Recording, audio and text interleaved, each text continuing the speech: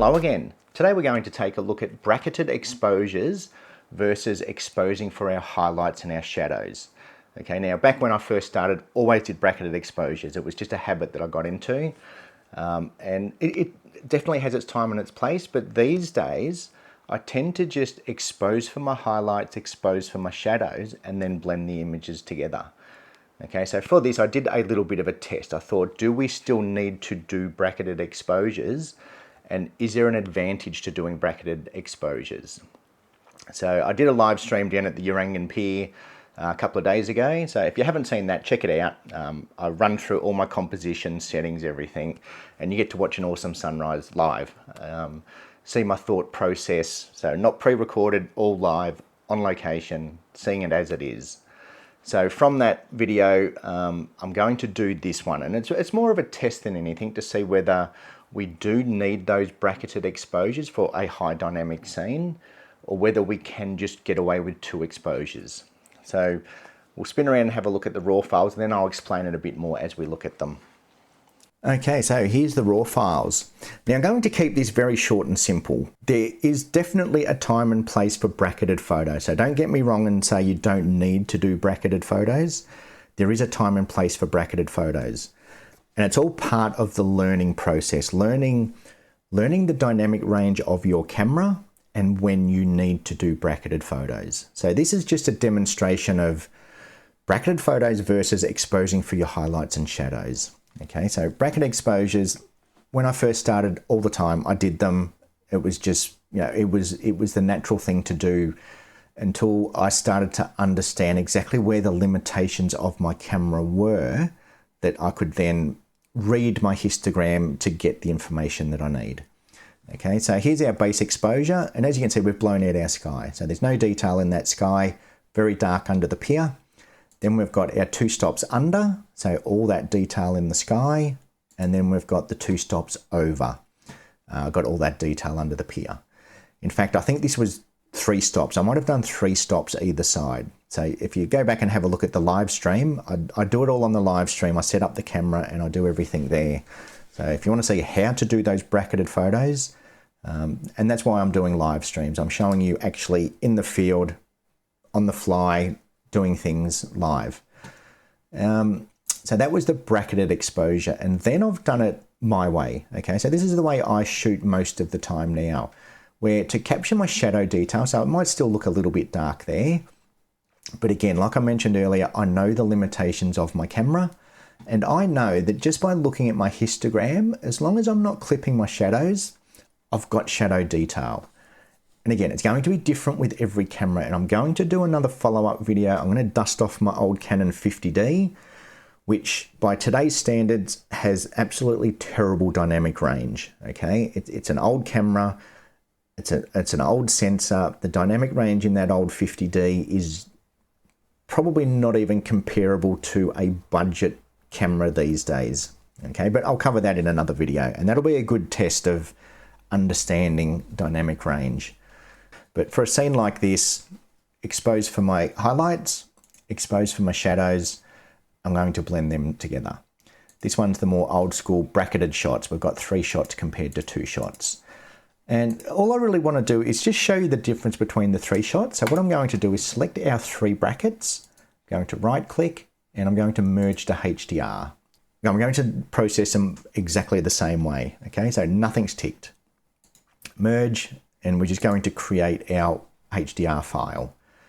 Okay, so technically you would think that having 3 bracketed shots should be better than your 2 bracketed shots. Okay, so let's put this to the test and have a look. Let's actually have a bit of a deep dive against a 3 bracket shot compared to just exposing for your highlights and exposing for your shadows. All right, now let's have a look. Here's our first one. So you'll see it with this DNG underneath, and here's our second one with the DNG underneath. So what I'm going to do is I'm going to select both of those images, and straight up, okay, our one that has 3 exposures, this is telling me I've got blown highlights. Okay, my one that's only got the 2 exposures, it's saying that we don't have blown highlights. So that's interesting. But bear in mind that because it's a HDR file, as soon as we start to do adjustments, so for example, if I bring down my highlights, it's not just reducing the highlights, it's actually pulling information from this file. Okay, so that's one of the really cool features in Photoshop and Lightroom now, is that, you know, it's not just reducing the highlights from, say, this exposure, it's actually pulling the highlights out of this exposure. Okay, so I hope that makes sense. Okay, so as an example, if I bring this exposure down, look at that. Okay, so now it is literally tapping into this exposure. Think of it that the way the HDR works, it's stacked these three exposures on top of each other. Okay, so every time I do an adjustment, rather than just, you know, reducing the exposure from one of our files, it's thinking, okay, he's trying to bring down the exposure, trying to recover highlights. Let's dial into this raw file and get that information from there. Okay, so that's kind of how the HDR function works. And as you can see, you know, that's what it's done. It's pulled that detail out of that exposure. And then we can go the other way and lift our shadows, lift our exposure. Okay, now rather than just trying to brighten this exposure, it's tapping into our overexposed image. Okay, so now it's pulling our shadow detail from this exposure. Okay, so the HDR function in Lightroom and Photoshop now, it is really good. It's come a long way since the old days, where it's, you know, it is a lot smarter than it used to be, and it's actually, it knows what you're trying to do. So it's pulling information out of one of these three to get the result that you're looking for. Now, if we have a look at my raw file, okay, so very similar. If I bring down my highlights and I bring down my exposure, exact same thing. Because I've exposed for my highlights, it's now tapping into my highlight exposure, and the same with the shadows. So if I lift my shadows, lift my exposure, and I have a look under that pier, okay, I can see that it has now pulled detail from my shadow exposure. Now, I will say it's not as clean as this one. Okay, if we just zoom in there and have a quick look at this one, it's not as clean because my original exposure was slightly darker. And this is where, you know, once you get to know your camera, you'll know exactly how far you can push your histogram either side. Anyway, I'll try not to talk too much. Let's just, what I'm going to do is I have a preset here called HDR Extreme. Okay, so HDR Extreme, what that does is it makes it look absolutely horrible. And what I'm going to do is I'm going to process that to both of these images. Let's maybe just take down our contrast and select all, and I'm going to process that exactly the same. Okay, so these two images are identical. Let's just bring our exposure down to around about there somewhere, make it look reasonably nice. Okay, so here's our three bracketed exposures, and here's our two. Okay, not much difference. Not much difference. If anything, this one's just slightly darker, and, you know, just do a quick adjustment to our exposure, and they're identical.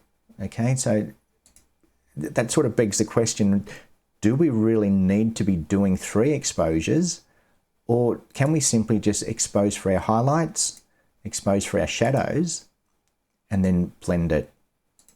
Okay, so I won't go too deep into, you know, I know there'll be lots of questions about, yeah, but your shadows will be better on the bright exposure. And yes, they will, okay? It's the more information you've got, the better you're going to get your detail. But it's all about being acceptably sharp, acceptably well exposed, okay? So, you know, even on the raw file, all I need to do is if I lift my exposure by one stop, bring up the shadows just a little bit, that's fine, okay? That's enough information there, okay? I'm pushing these to their extreme, okay? Which is what I highly recommend you don't do, okay? I'm not telling you to process your photos. This is just to have a bit of a look.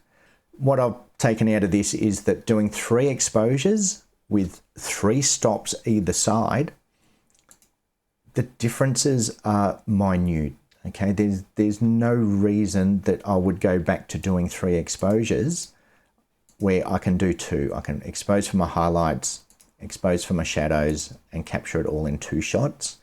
Number one, you save memory space, save processing time rather than coming home. You know, if you take 10 photos at three exposures, you've got 30 photos to go through. as opposed to 20. Okay, so, you know, the more photos you take, the more files you're going to have to look through. Now, I'm not saying don't do bracketed, okay? Bracketed, especially when you're first starting, until you learn your camera, and that's probably the most important takeaway from this, is learn your camera. Learn where your dynamic range starts to get to its limit. Okay, so as we can see from here, yeah, our highlights, they're not under control. Okay, we could probably lift our shadow detail from that base exposure and be fine, but our highlights have gone. So in this case, you know, probably only need the 2 exposures to get that highlight detail, and we can get enough from that 1 exposure. Okay, so learn your camera, learn the histogram. Okay, so the histogram is a big part. So as we can see now, all our information is in the middle. Okay, now look, this isn't how I'll process. This is just to sort of give you a demonstration. If we have a look at this original raw file, okay, that's what our histogram looks like. Heavy shadows, heavy brights. The HDR function puts everything in the middle. Okay, it evens out the picture. Okay, it just gives you a better starting point rather than trying to pull information that isn't there out of 1 exposure. Okay, so if we just apply those exact same settings to this first image, okay, so, you know, again, social media, Facebook, Instagram, even YouTube, you're not going to notice a big difference, okay? But if we start to print this nice and big, we're going to see there's no detail in this sky, okay? That sky is just, it's blown out, where if we have a look at this one, we've actually got some color in that sky. So when it comes time to edit, as soon as we start to play around with our color balance, okay, there's detail there. Okay, this one here, our base exposure, no matter how far we bring our exposure down, change our white balance, nothing's being affected because there's no information there. Yeah, I just thought I would share that with you. So yeah, let me know, do you do bracketed exposures? Is bracketed exposure something that you do? And if you do, give this a try, okay? Try just exposing for your highlights. And I kind of cover it in the live stream. I cover in the live stream that I shoot to my histogram, okay? So I always have my histogram on the back of the screen and I shoot to my histogram. Okay, so I do an exposure for my shadow detail by watching the histogram. I do an exposure for my highlight detail, again, watching the histogram. And rather than just letting the camera fire off 3 exposures, I'm controlling what I'm gathering. Okay, so I just, in a way, I find it more, I'm in control of what's happening, where a bracketed exposure, you know, you're setting your camera to just automatically take 2 stops under and 2 stops over and hoping you've still got that information in there somewhere. Where I think by looking at your histogram, you know you've got that information there because you're actually physically exposing for those areas. Because I can guarantee you, if we had a really super dynamic range, even 3 stops cannot be enough sometimes. Okay, sometimes we might want to, you know, underexposed by 3 stops, still shooting into the sun, you're going to have some really bright highlights. So yeah, just something to think about. But yeah, let me know in the comments. Do you shoot bracketed? Have you tried only doing the 2? Okay, give it a try. Give it a try shooting just 2 exposures, because you'll find that the results will be identical. If we go back to these 2, and I'll just sync those 2 together again. Okay, so there's our 2 exposures, there's our 3 exposures. Okay, you'll find that it doesn't matter how many exposures you take, as long as you've got highlight detail and shadow detail, they're going to blend together. Okay, so the HDR function is really good. So again, this isn't a workflow, this isn't, you know, I'm not processing the images like this, I'm just showing you that the detail's there, okay? And that's what it's all about with photography. It's all about capturing that detail and then process it to your liking. Okay, if you want it to look more natural, you just, you know, dial everything back. Okay, get a more realistic look just by dialing back, you know, some of your details. Process it how you like. I'm here just to show you some tips and tricks and show you things that you might not understand, just to get the most out of your photography. So that's it for this video. Thank you for watching. If you did like it, please leave a like. If you'd like to see more videos like this, leave a like so then I can sort of get an idea of what people are liking and what they're not. Thank you again. Feel free to subscribe. If you subscribe, you should get notifications or at least see when I'm about to go live. And until next time, thank you again, and I will see you shortly.